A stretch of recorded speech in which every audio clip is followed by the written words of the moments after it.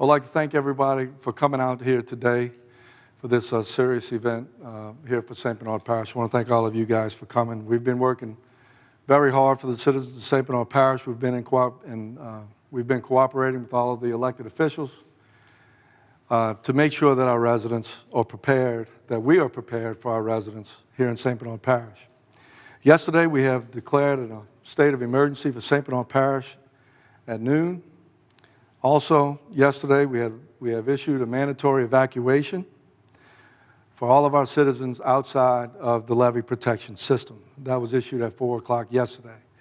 That was very important to do because Highway 46 at Verret and Highway 39 in Carnarvon will be closed to vehicular traffic tomorrow morning, Saturday, at 7 a.m. in Verret and at around 9 a.m. in Carnarvon. So after that time, it's going to be very difficult for our citizens, for our commercial fishermen, and anyone that has assets outside of our levee protection system to move those after tomorrow morning. So we're asking them to please go to work, remove your boats, your campers, and anything else you need to do before tomorrow morning at 7 p.m. Sheriff Pullman and his guys are handing out sandbags at this moment at the St. Bernard Port till 7 p.m. tonight. And you will be given a limit of 15 sandbags per visit. The Sheriff's Department, our Fire Department, and St. Bernard Parish government will be available during this entire event. The number to call is 271-1681 for the St. Bernard Parish government, and we will have a phone bank set up and address any needs that you may have. If we can get to you for any type of item, whether it may be something to do with wind or a tree or drainage, please call us and we will make sure that we take care of whatever it is that you are in need of. We're asking our citizens to prepare. We want our citizens to make sure that they pick up any loose items that's in their lawns or outside of their homes. We want to make sure that they check their catch basins and drainage. If it's something that parish government needs to attend to, please call that number. You can also follow any alerts or messages from St. Bernard Parish government at sbpg.net, our Facebook, our Twitter, and any alerts will come over that media. I want to go over a few things that St. Bernard Parish government has been doing over the last few days. We put about 400 or so commercial fishing boats into safe harbor. I want to thank the Southeast Flood Protection Authority for working with us to do that. It's so important that we protect those assets for those commercial fishing industry outside of our levee protection system. Chemical inventory at the water and sewer plants have been removed. We have secured all of the loose objects in the road and sewer yard. Our resident inspectors verified our contractors completed storm preparation checklist. Stockpiles are gone and away from drainage, and all loose objects are secured. After the storm's passage, the recovery department will assess project sites and make necessary contacts. Water towers outside the flood protection will be locked out by the end of today. Toka Booster Station is full and ready as required once the water recedes. Our equipment is stationed throughout the parish to handle the needs of our citizens.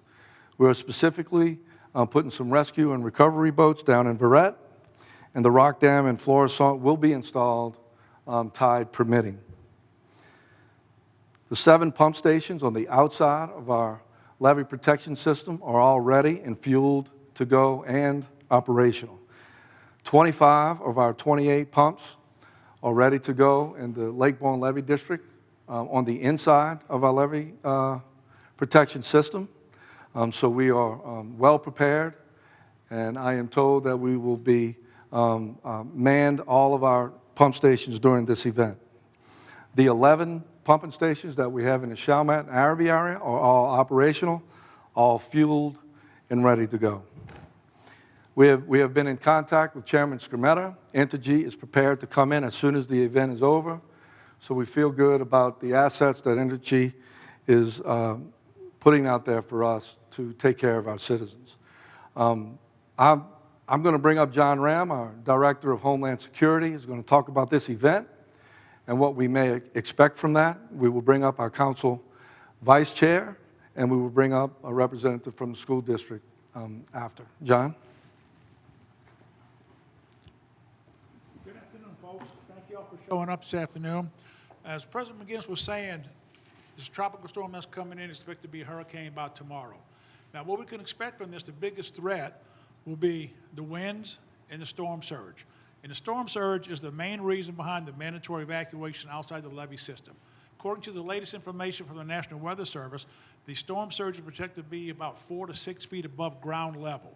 So that puts a lot of people in a lot of trouble down outside the levee system. Now, the tropical storm force winds are expected to arrive sometime tomorrow afternoon and tomorrow evening, with hurricane force gust winds coming later on tomorrow night and into Sunday. Our essential personnel have been placed on standby.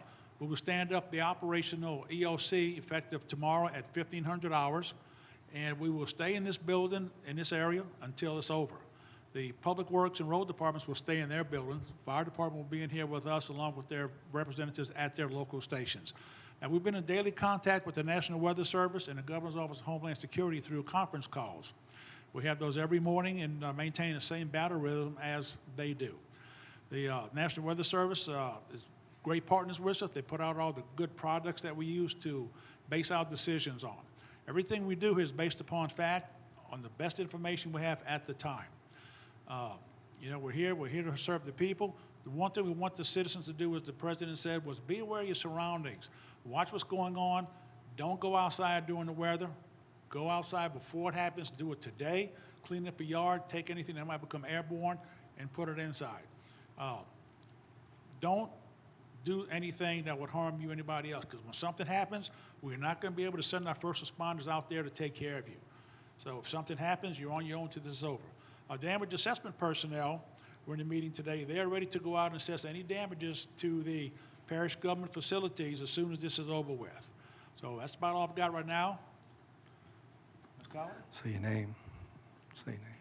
Hi, Carrie Calais. I'm the council chair, council vice chair this year of the St. Bernard Parish Council.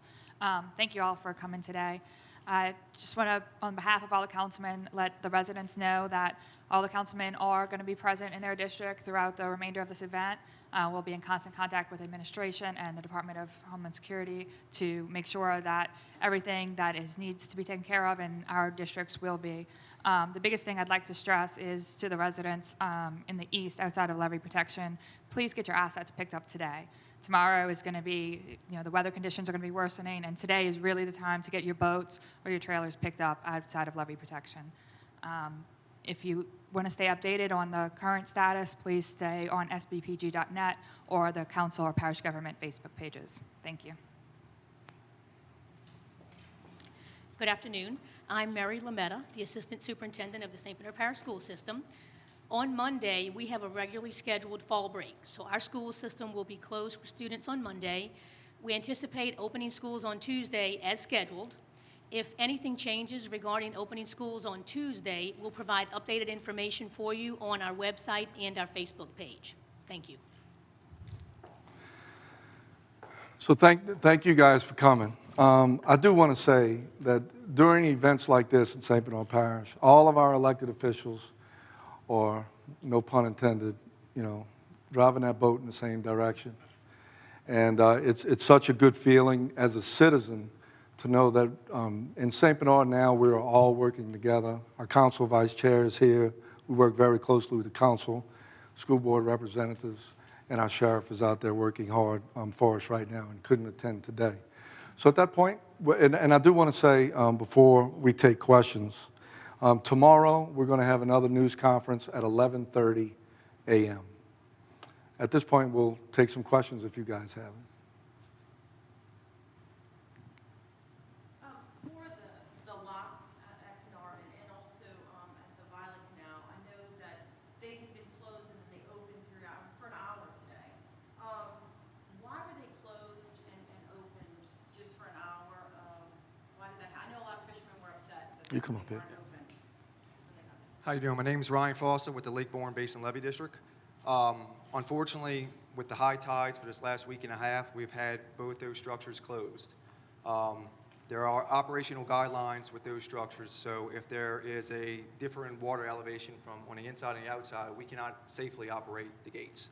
So what we have to do, we have to wait for the time of day for low tide to be able to be within that threshold, so we can operate the gate safely and not cause any issues with being able to close the gate for the upcoming storm.